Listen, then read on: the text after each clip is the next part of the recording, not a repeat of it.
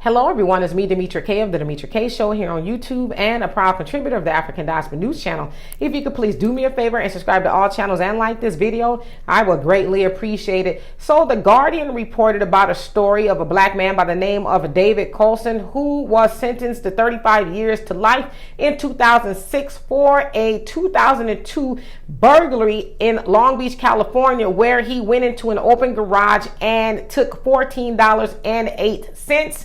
And so the judge in that case says, well, yes, you've had a very hard childhood and life and things like that. However, you have not learned your lesson because you keep stealing. Therefore, he was sentenced to 35 years to life. So he was recently let out in September of this year for being a model prisoner. Also, his case was flagged by an organization and they fought to have him released. So he is now married to his childhood friend named Veronica, and he is trying to acclimate into society for being locked up, for about 20 years or so. And so I am glad that he is out. However, I think we need to talk a little bit about the 3 strikes law, which was created because a 12-year-old by the name of Polly Klaas in Petaluma, California, was kidnapped at knife point out of her mother's home when she was doing at a sleepover, slumber party, if you will, by Richard Allen Davis, who was a repeat sex offender. Now, they ended up catching him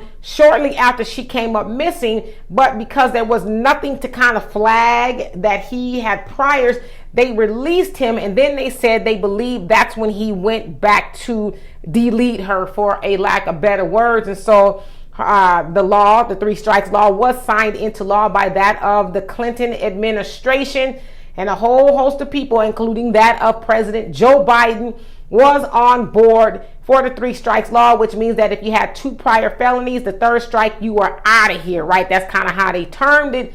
And so David unfortunately got caught up in that, even though neither of the felonies that he had before, including the last one, the 3rd one, were non-violent at all. And so Polly Klaas's family was like, wait a minute, that law is not doing what it was supposed to do. That law is for violent repeat offenders. That's who it's for. It's not for people stealing diapers and pizza and $14. You like, how did we go wrong? And so they're like, it needs to be overturned, repealed, and all that, and actually made so that it affects the people who it's meant to affect. And so I totally agree with them. It should be said that in California, there's about 33,000 people who are in prison due to the 3 strikes law, which again is 25 to life. 45% of that is black people, even though black people make up about 6% of the population in California.